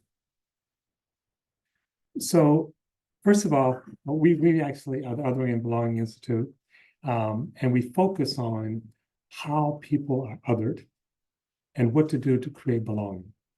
Our moonshot is to create a world, a norm in the world where everyone belongs and no one is othered. And this is a global problem. It's not just a US problem. And it happens across many different indicators. So race, sexual orientation, disability. So we see different ways in which people are othered. When people are othered, they are not accorded the same respect, the same attention, the same dignity, and it has negative outcomes in every aspect of their life. And so what we focus on, we're not focused on any particular one, we focus on how these things come together. And one of the things we suggest is that the problem of othering is actually a global problem. We're seeing the concept being weaponized politically and otherwise. Every election, the other is the primary focus. Also, oftentimes more than the economy, more than health, is the other. And there's a reason for that. And again, the other is a fiction. There's no natural other. The other is made up. So if you think about Rwanda, where per capita was the most pernicious genocide in the 20th century. What was the other? Who was the other in Rwanda? Well, one of the things, and you may know they're basically same ethnicity, a little bit more complicated there, same race, same language, same religion. So what made someone the other? Well, one of the factors was how many cows you had. And that was just made up. You know, for hundreds of years, they lived peacefully together, and all of a sudden, you only have 3 cows, gotta kill you. So othering is a sociological process, but once it's in place, it's real. It has real effects on people in every regard. So, and that's important because sometimes we think the issue is with the other. The issue is with the othering process, which is quite different. If you think the problem was the other, then you go about trying to fix the other, as opposed to trying to fix the othering process. And obviously, these things can be stacked on top of each other. Just talked to some people in Spain. They said all of a sudden in the last 6 to 12 months, othering has become just weaponized, and the far right is really using it to as conflict entrepreneurs. So this is just a diagram to help distinguish between belonging and inclusion. And one way of thinking about it is belonging. Inclusion is where you're invited to someone else's thing, place. But they set the norms, they set the rules, and you're a guest. And if you don't behave properly, you can be asked to leave. So I sometimes say, you know, hopefully some of you, not all at once, but will come to my house for dinner. And you know, we'll probably have good food. I should tell you, I'm a vegetarian, so all the food will be vegetarian. You know, and I'm getting older, so dinner will end at 9, and you have to be out by 9:30. But you might say, I want to eat meat. I want to eat something else. No, this is my house, my party, so you're a guest, you're included, but you don't belong. If you belong, you get to say, okay, it's our party. Let's say, this is your idea, John, but I have some other ideas. We have to negotiate that. And so belonging is where you get to co-create the thing you belong to. And so it may look different once you have more people in. You invite people in, they're going to change, if they fully belong, what it looks like. It doesn't mean they get to dictate it, but it doesn't mean you get to dictate it either. So belonging requires agency, dignity, power, care, responsibility, and the idea of co-creation and co-design. And let me just say, and I'll say more about this in a few minutes, that since I'm talking to people in the health field, and I should say, the Institute have 7 clusters. One of them is a cluster just on health. For people to participate, for people to have agency, is something to give them greater health outcomes. And there's all this data showing that when people have voice, when people have dignity, we can actually measure that. And so we're working with companies all across the country, including Kaiser. I just came back from a Mass General, trying to figure out how you integrate this into your workplace, but also into the delivery of your services. And I would say, in a sense, think about co-creation, the health field, like all fields, is particularly challenging because you have built-in hierarchies. So how do you actually make sure that the surgeon and the orderly both belong? I don't have to worry as much about the surgeon, but we do have to worry about the orderly if we're serious. This is just some data showing that the effects of belonging and stress and health outcomes. And this is slide similar, basically saying this phenomenon happens across all ages. It doesn't stop or start.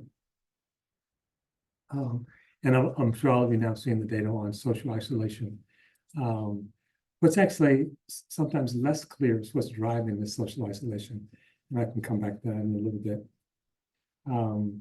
I will say it's not just the way we treat each other.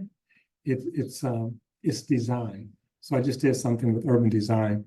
If you go back to the 1930s and 40s and think about the structure of houses, porches were in the front. And people were still traveling at a slower speed, which meant that as you're walking down the street, you're passing people, neighbors, you see them out and you have a conversation.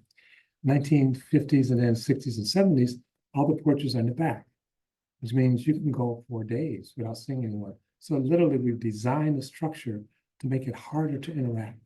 And those structures are repeated over and over again. So structures matter. Structures are never neutral. And yet we don't think of them. We don't think about designing them. And when we do think about them, we think about removing barriers. We think about someone with disabilities, like what's the barriers as opposed to design for inclusion and design for belonging. And when we do see a structure not working, again, there's a danger of us focusing on the person. It's like, and in fact, we may think that the person is asking for something special, right? We have a structure that works, and here comes someone along and they're saying, do you have an elevator? It's like, oh my God. And some of you may have heard, I was at the Ohio State University for about 10 years. They had a rule when I got there that if you were doing any business related to the university, even if you're paying for it out of your own pocket, and you needed to rent a car, you had to rent a subcompact, not a compact, a subcompact, the smallest car possible. And I said, I was doing something, and I said, I'm paying for it, I'm going to rent a full-size car. And the dean of all things unimportant and irrelevant, he said, no, we have a rule. And the rule is that everybody, we treat everybody the same, has to have a subcompact. And this issue went all the way up to the chancellor. And the chancellor did not change the rule. He gave me special dispensation, which created a lot of hostility toward me because I was stigmatized by it. So we have to make sure that we're paying attention not just to people, what's wrong with them, but also to structures. And we know that in the height of COVID, one of the things that the Surgeon General basically said is, we noticed, finally we got the data. We were active in getting the data published because the data wasn't there initially. We showed this disparity across populations, Blacks, Latinos, Native Americans, poor whites. The disparity was stark. And what the Surgeon General then did was to say, Black people had to start engaging in more positive behavior. His intervention, and I should add he was Black, his intervention was, how do we fix Black people? not looking at the structures themselves. And we sort of pushed back and forth to make this not just about people. And obviously, the place to actually that this fight is going to happen, if it's going to happen and have any impact, is at the primary care level. The sooner we have contact with people, obviously those of you who are in primary care, you're the front line. You're engaged with people in a different way than the specialists. In fact, for most people, they can't get to the specialist unless they go through primary care or unless they're rich. If you're rich, you can jump to the front of the line. So these structures matter, and they matter a lot. And so you have to think about what work is primary care doing in the healthcare system. There's one data is that for every 51.5 days increase in life expectancy, for every additional 10 primary care doctors per 100,000 people. So just increasing the numbers has this. I mean, if you said to someone, do you want to live an extra 51 days? And you say, most people would say yes. So then we need to expand primary care. They've done innovative things all over the country. I've talked to Mark, and you're doing incredible things here in California. But Vermont is another place where they're looking at primary care, and they're not looking at just a SIG model. They're looking at how to think about mental health, how to think about bringing people together, how to address issues of loneliness. So I want to spend the last time I have talking about target universalism. And there's one coda. Target universalism is sometimes referred to as equity 2.0. And you may ask the question, what's the extra number? What's wrong with equity 1.0?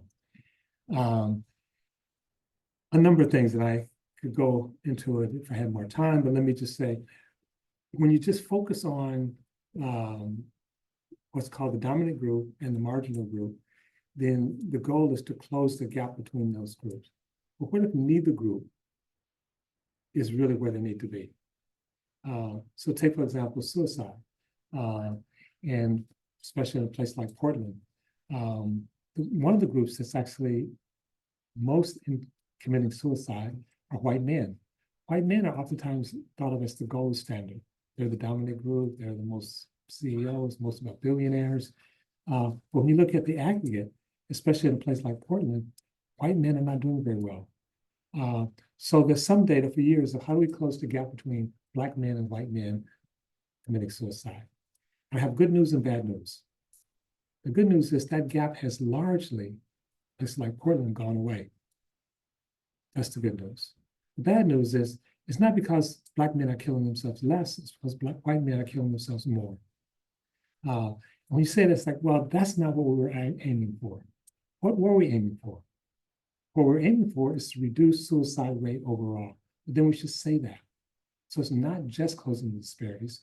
It's actually, there's a benchmark that's not tied to any particular population, because none of the populations might be performing where they should be. So target universalism says you have a universal goal. I'll just let that sink in a minute. Not a universal strategy, a universal goal. And your strategy is targeted based on how people are situated.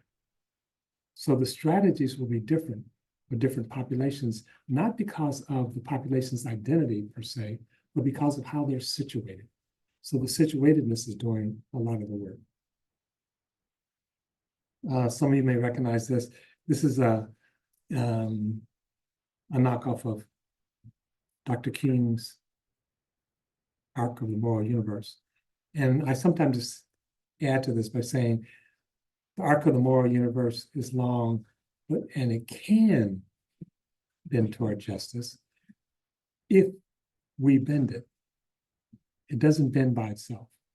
And if you go back 300 years, 500 years, the whole world was enslaved, which is kind of amazing. So this idea of equality, this idea of dignity is actually a relatively new concept. We're not there by any stretch of the imagination, but at least we're talking about it now. And I say that we're not just moving toward equality or even dignity, we're moving toward belonging. we're actually debating, the assumption is everybody belongs. I should also say, you probably haven't heard of the term target universalism before, many of you. I want to say two things about that. The term target universalism is associated with me. The concept target universalism is associated with Aristotle.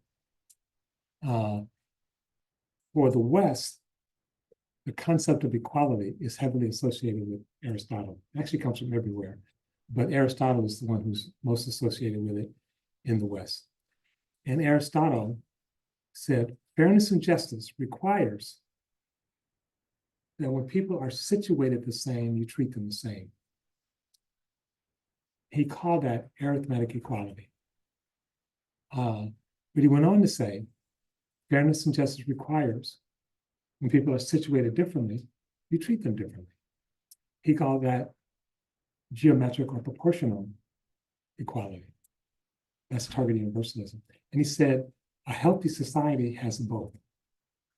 And in the debate in the United States about equity and about equality, people don't realize they actually have an Aristotelian debate. And we would be served well if we go back and look at what Aristotle had to say. He wasn't a radical from Berkeley. And our very concept of equality comes from him.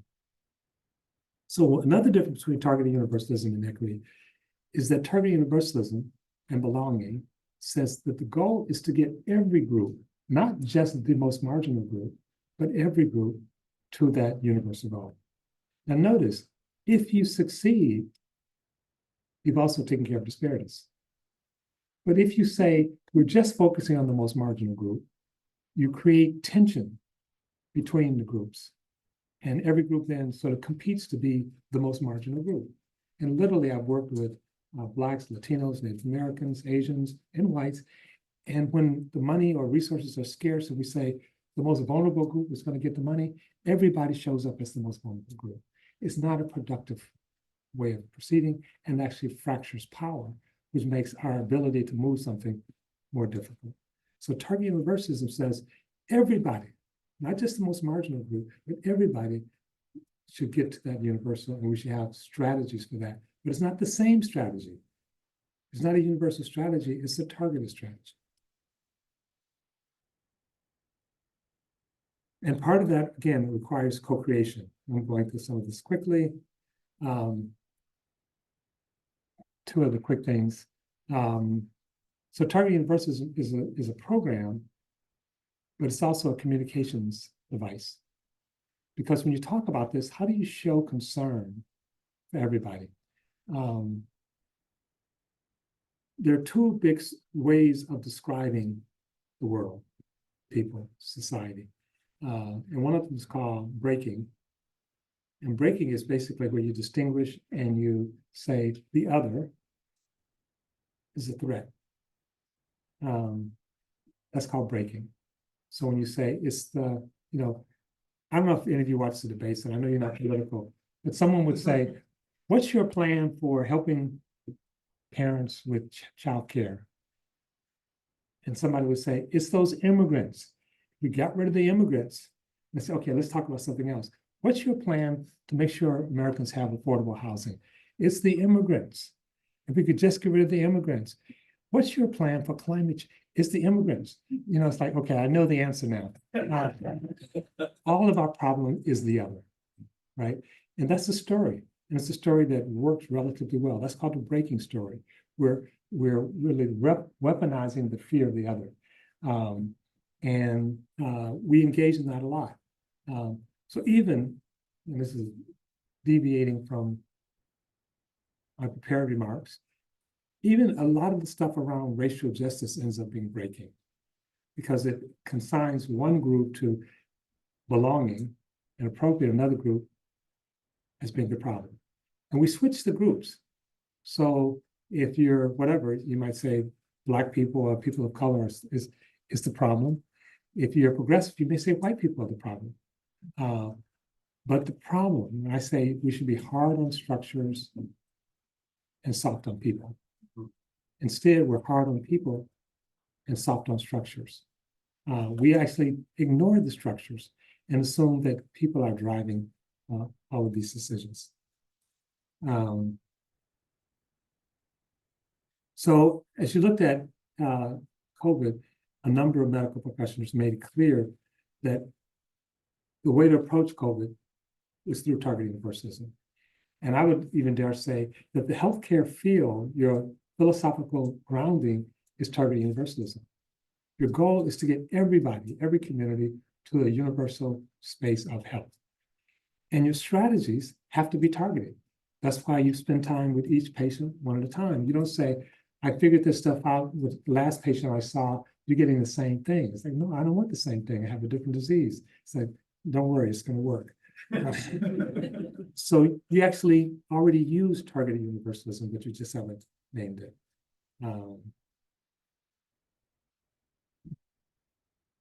These are some examples of where people have been explicit about using targeted universalism. Biden signed an executive order to use targeted universalism across 19 different agencies. And I teach at Berkeley, so I not only have to make up new words, I also have to write books. So this is my most recent, Belonging Without Othering, and I wrote it with a colleague, Stephen Indian. And I have another book coming out in December called The Power of Bridging. Let me just close by saying two things. The world is anxious. So at the beginning, I talked about othering being the problem. The obvious question might be, why is this such a problem now? Maybe 20 years ago, many of us thought we were moving toward a sort of peaceful time. You have people like Pinker basically saying the world is less violent. And it doesn't look that way now. It doesn't feel that way. Something feels off. And it feels like for those of us who really care about pluralism, who care about people, we're sort of in trouble. Whether you look at South Africa or the Middle East or Ukraine or Latin America. I'm literally going to India in about a month, and I've been spent yesterday talking on the phone to people about what can I say when I'm there and not say. So what's driving this? So one of the things that's driving it is change. As the world changes at a faster speed, it actually puts stress on all of us, collective stress. And we can't manage it. So in a sense, you could say change is helping to produce a healthcare crisis, a stressful crisis. We can measure it. And all indication is that change is going to speed up. And we don't know how to think about change. We can't negotiate them by ourselves. Think about COVID again. What we told people in COVID was crazy. We said, this is a new disease. We don't know what it is. You figure it out. Wait a minute, you're the epidemiologist. You said you don't know what it is, and I'm supposed to figure it out? I don't even know what epidemiology means. And so people were online, right? Trying to figure out, well, should I get a vaccine? Should I not get a vaccine? Should I wear a mask? Should I not wear a mask? And all of it became politicized in a larger story. Part of the politicization of it it's the Chinese fault. It's their fault. And all of that spiked anxiety and violence and breaking in the country. What I'm suggesting is that we need some way of actually talking about the change that helps us. And we need a way of talking about it, not just with each other, but embodying that in our institutions. There's a conservative named Levin who wrote a book called Time to Build. He says, we can't fix the problem at a personal level. These are our institutions, our feelings. And so what I want to suggest to you is that as leaders, it's important to actually have stories that allow people to feel like they belong. When people feel anxious, one of the things they feel anxious about is not belonging. When the Proud Boys are marching in North Carolina, what they are chanting, what they're telling you, using an old Nazi trope from the 1930s, is the Jews will not replace us. It's like, has anyone read anything about Jews replacing the Proud Boys, not other than from the Proud Boys, is not real. But people feel like in this new world, the world is changing, and the question that drives the anxiety is, will my group belong in this new world?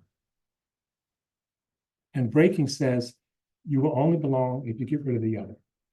So you can't belong if they belong as well. So the challenge on multiple levels is for us to create a space for everyone, but everyone, every group can feel like it's belonging. And I would say, if you do that, I have no data to prove this, but I believe if you can do that, the 51 days that you saw for having primary care providers will go up to 100 days. The people will live longer, the people will be more healthy, the people will be less lonely, and we'll have a society that we all have reason to celebrate. So I'll stop there, and if there's time, I'll take questions.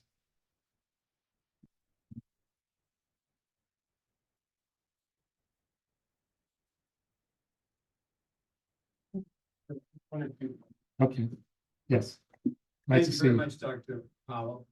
I suspect that Aristotle was no more thoughtful than you. I very much appreciate your concept, and I very much embrace it. My question to you, given the history of the world and given the current state of affairs around the world, why do you believe that your concept of belonging is even possible? So, so people online, should I repeat the question? Okay. So my friend Cornus has asked me, why do I believe, given the state of the world, that belonging is even possible? And he also paid a compliment suggesting that maybe I'm almost as thoughtful as Aristotle. So a few things. One, I think it's not only possible, I think it's necessary. And I think that the world has been moving in that direction for well over 2,000 years. And if I had time, I could go through it. But think about the world 2,000 years ago. Literally everyone, not just Black people, not just Jews, not just, everyone was enslaved. Sometimes in terms of trying to have racial pride, Black persons say, I want to go back, you know, in the days of the pharaohs in Egypt, you know, I was whatever. And I say, I know what I was 5,000 years ago. I was enslaved.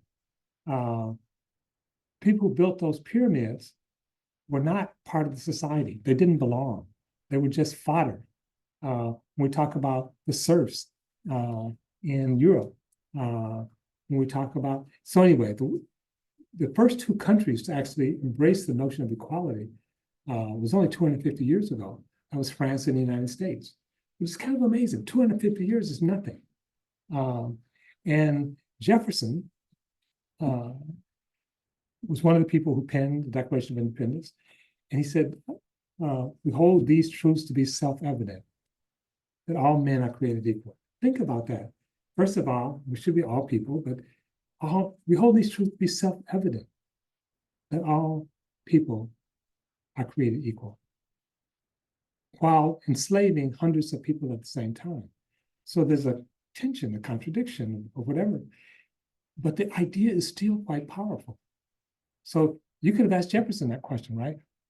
President Jefferson, why do you think equality is for everybody, when you have 600 people enslaved? I said, well, let me get back to you on that. My point is that these aspirations mean something. I talk about the fight between Eleanor Roosevelt and W.B. Du Bois and United Declarations of Human Rights, 1948, in my lifetime. I was born in 1947. And W.B. Du Bois said to Eleanor Roosevelt, who was pushing it, this is just symbolic. You have Africa colonized by Europe still. You have Black people not able to vote. You have the world just recovering from killing 6 million Jews. How can you say that everyone has human rights, including dignity and respect, in 1948? It's just symbolic.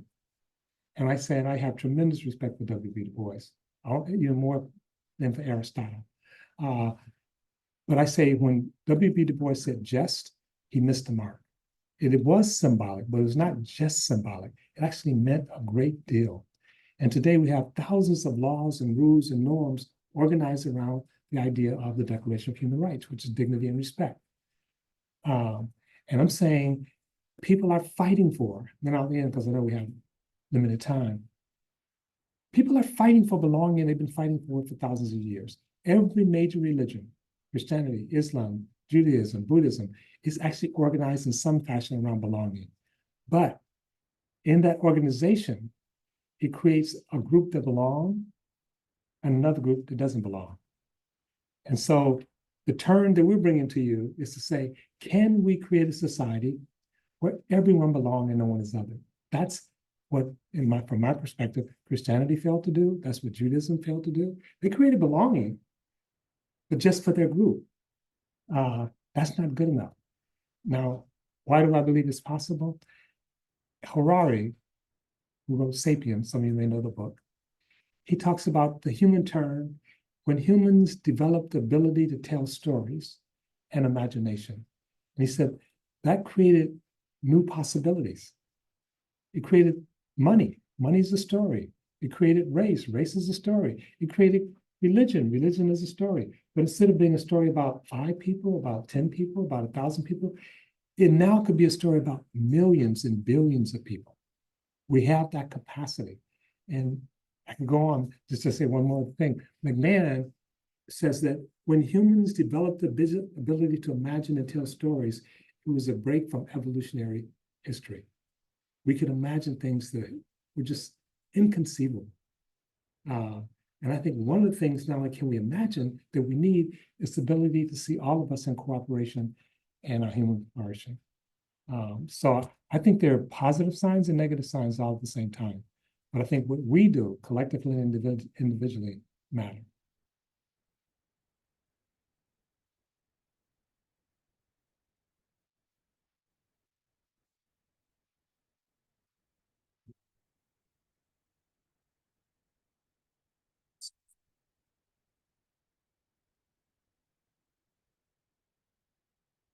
Wow. Incredible. I hate to stop the session, but we do want to take a brief break. We are scheduled to have Assemblymember Bonta speak around 10 o'clock. So if we could maybe take 5 or a little bit more minutes and then regroup back here, do a final break, and we'll be ready.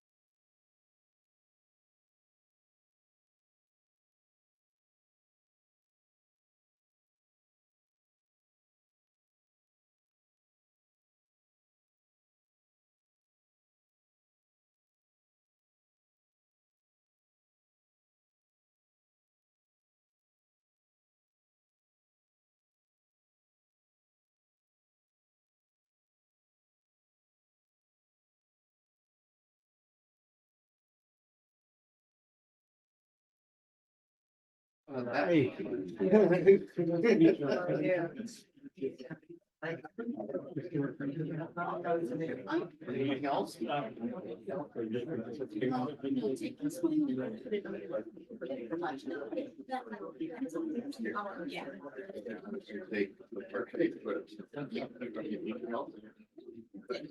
Okay, everyone, we're going to go ahead and get started again. If you can move to your seats, that would be great. We are ready to get started.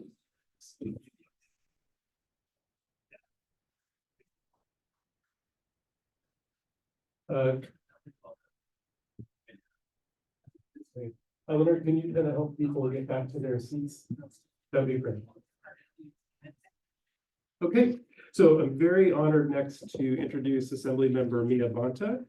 Assemblymember Bonta has been at the forefront of initiatives aimed at supporting the healthcare workforce to ensure that all communities have access to appropriate and timely care. And she's been instrumental in leading and shaping policies that address systemic barriers faced by underserved populations. And she's going to talk a little bit about the role of the legislature in ensuring equitable access to high quality and culturally concordant primary care, capping off a really great couple of days of discussion. So please join me in welcoming Assemblymember Bonta.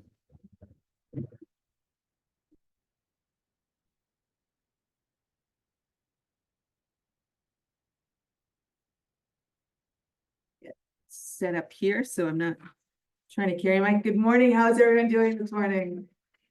Good to see you. I am Assemblymember Mia Bonta. I represent Assembly District 18, which includes the beautiful people of Oakland, Alameda, and Emeryville.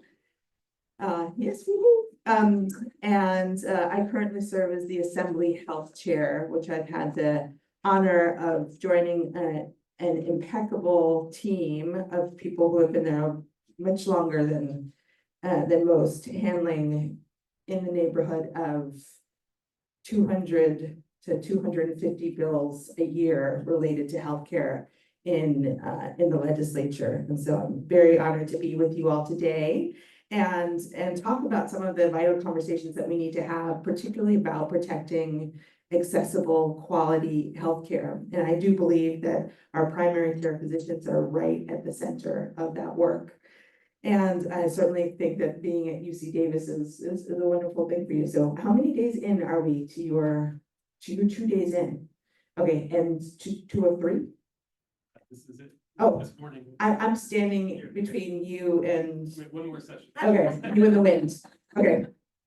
Well, it's wonderful to be with you all. And I just want to recognize that the legislature obviously plays such an incredibly critical role in shaping policy and health policy, not only in the state of California, but quite frankly, in the country. I often say, I'm from the East Bay, so I say, where the East Bay goes, so goes California, but really, somewhere goes California, so goes the nation. And that means that it's very important that we kind of get it right. This last year, I've had the honor, and this is my 3rd year in the legislature, heading into my 4th. And this last year, I was very successful. I had 13 bills passed in the legislature and signed by the governor. One of these bills especially was AB 3161, which requires hospital safety plans to include a process for addressing racism and discrimination and its impacts on patient health and safety. And I bring that one up because you all have been working for a very long time on quality healthcare for your patients.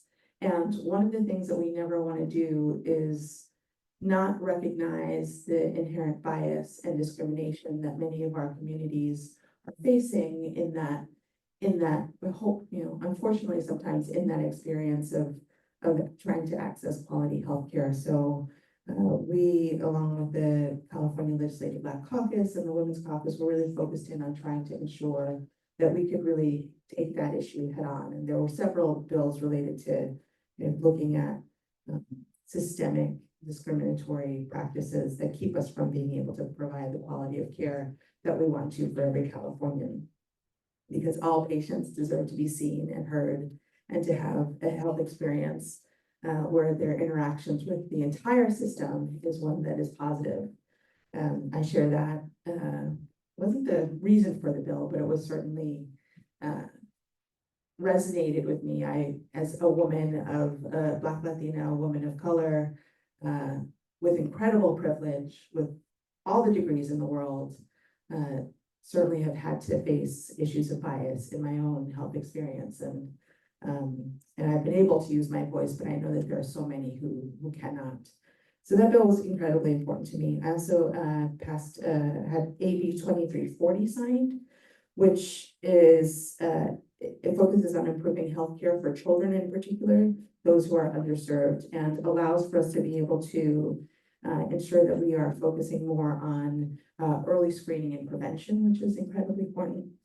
And this bill will allow and ensure the state's Medi-Cal program delivers relevant, high quality, and culturally concordant materials to young people and their families in a timely manner. When I was appointed health chair, I thought long and hard about whether or not this was going to be something that I would want to take on. Healthcare committee in the Assembly is notorious for having, I don't know, 6-hour hearings. It covers such a wide, a vast area because, and there are a lot of different ways that we need to focus. We have to address this year and try to address issues related to the cost of our prescription drugs and the unfortunate intervention of PBMs in that process and escalating the cost of care. We have to address issues related to infrastructure for our hospitals and the deferrals that have been happening for so long that make it potentially unsafe for you all when you're in your work in hospital care. Our Medi-Cal system, Medicare, it's incredibly vast. And I knew that I wanted to focus on a couple of things. One was public health, often underestimated in terms of the critical importance of thinking about the environmental impacts, the social determinants of health, the things that kind of drive not having a holistic, kind of fully thriving constituency in the state of California. The other was really dealing with this open question that I believe that the state of California still has not gotten right. And that is the very, very wise counsel around what an ounce of prevention means. In the state of California, we, California is not like any other state in this way. We think from budget to budget year. So this year, last year, we had a $76 billion deficit that went down to $36 billion deficit, ended up being a lot of money. And we started to have conversations about what we could afford in the year. But the conversations that we often shied away from were the cost of inaction and the cost of not actually focusing, particularly in the health space, around preventative care. I had that bill, Food as Medicine, that wanted to be able to ensure that we provided nutritional options and food safety programs for people who were experiencing some kind of need. And in those conversations, we know that a very simple thing, you spend $1 to be able to provide a healthy meal or access to a quality meal, and you save $8 because it keeps people out of the emergency rooms, it keeps people out of having to experience chronic diseases. And so the open question that I think that we will continue to wrestle with is why in the world are we not willing to invest in preventative care, but we are more than willing to spend billions of dollars in our healthcare system on the back end, dealing with emergent and chronic conditions as a result of not engaging in preventative care. And that, quite frankly, is where you all come in, because you are focused on preventative care. And another kind of open question I've had, and one that I know that UC Davis has been phenomenal in really leading on, is what that care looks like, who that care is provided by. In the state of California, we have the most diverse constituency that we can imagine in terms of number of languages spoken, ethnic and racial backgrounds, socioeconomic diversity. And you all know, as I know, that our healthcare workforce does not look like the diversity of California. And so in addition to really thinking about how do we focus on prevention and preventative care, the other big piece of work that I worked on last year through hearing and will continue to work on in the years to come is how we ensure that our healthcare workforce, all aspects of our healthcare workforce, are truly representative of the communities in which they serve. And so in those areas, one, just making sure that we're focused on prevention. Two, that you all look like the people that you serve. And three, that we're actually making smart budget decisions in this moment in time. We all know that we have a very excited, we have, I think, probably the most doctors that we've ever had in the legislature, which is very exciting because we get to be, no, it is because we get to be informed by their experiences. And one of the things that I fervently believe in is that we need to make sure that things like the MCO tax, the managed care organization tax, is something that's preserved and doesn't get swept away in budget crisis moments because, again, an ounce of prevention. So I'm hoping over the course of the next year, while we're really wrestling with some of these major infrastructure issues, we place at the center of that work, really addressing the needs of our workforce, the cultural importance of our workforce and our healthcare practitioners, and that we make sense of recognizing that your work as primary care providers and preventative work is really the only pathway towards having a healthy California. So thank you for giving me an opportunity to join you before you head off into the winds. And I'm happy to answer a couple of questions before I make sure that you get on the road.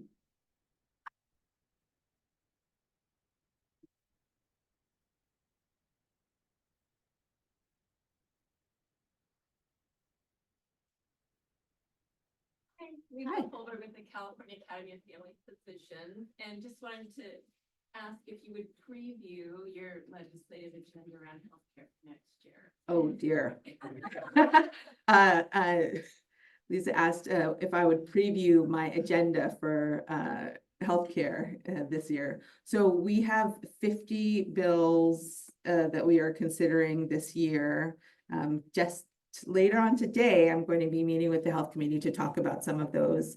I can definitely preview one of them, which is I have been deeply concerned, having served on the Budget Committee for Health as well as on the policy side, about the fact that we don't seem to, in California, have the ability to provide safe labor and delivery and birthing experiences for Californians. I'm a mother of 3. I had urgent, 2 of those deliveries were urgent. So I went 6 hours, 3 hours, 1.5 hours. And the fact that there are people in the state of California, in the Central Valley in particular, who would be required to travel 2 hours to be able to have a safe, healthy birth is unacceptable. And the fact that we know that in particular, Black and brown women have incredibly high rates of morbidity and mortality, maternal morbidity and mortality. And there was experiences that can be from just not positive to downright dangerous, right? That weighs heavily on me. So this year, we will be introducing legislation that supports the streamlining and greater access to birthing centers across the state of California. And very excited about that. Thank you, Laura, for the work that you've done already to make sure that that's something that we can do. Because our reimbursement rates are so terrible, and that's something I think that we need to take on, but quite frankly, we'll need to do that with the federal government kind of in a much better place. I often look to just try to identify ways that we can support the moment now. And I'm also very concerned about the corporatization of our healthcare industry. So issues related to making sure that we have the ability to prevent patients from not having direct positive quality experiences with their healthcare providers because of the way that we bill or don't bill, or the ways in which we prevent that experience from being something that will incentivize people who need care to seek care. I'm sure that we will have several bills related to that.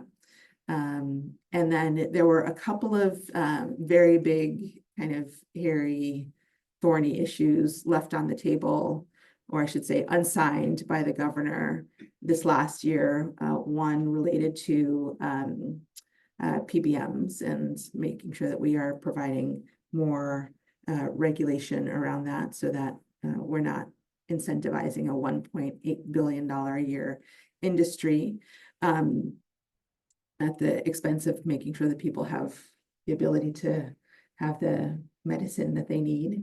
And then the second is around making sure that we're not deferring for any longer than we need to the reality of the seismic retrofitting that we need to do throughout our hospitals. So I can't say for sure that those will be things that I am going to be working on, but I know that as author, but I know that I was deeply concerned as those two areas went through the legislative process this last year, and that they ended up not being resolved. So we need to move with a quickness on both of those two areas.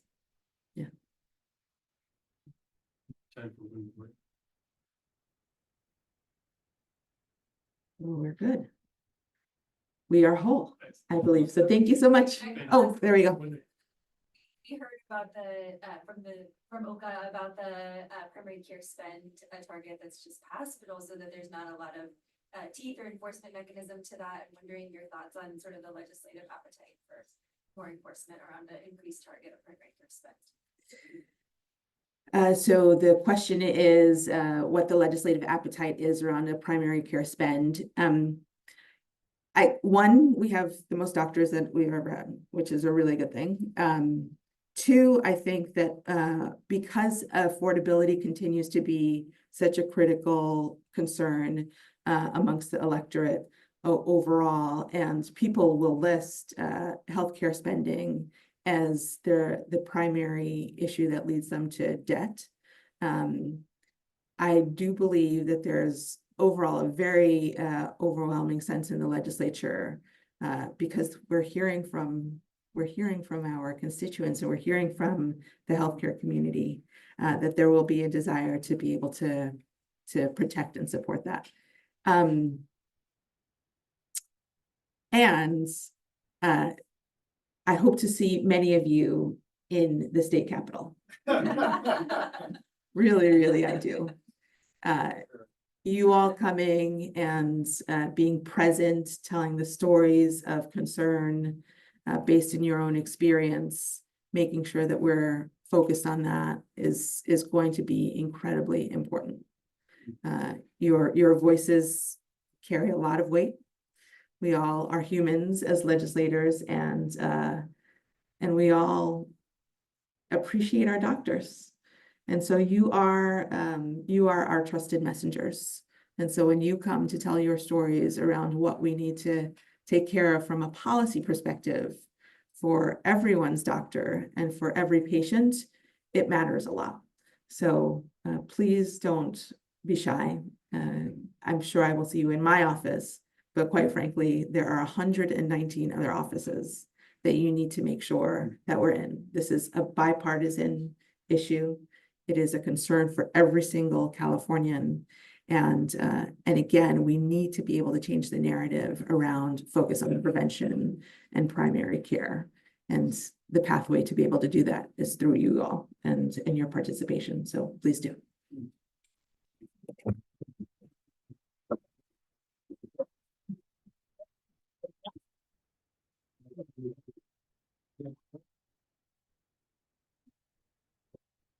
Okay, Okay, we're gonna break now. The public sessions are now completed.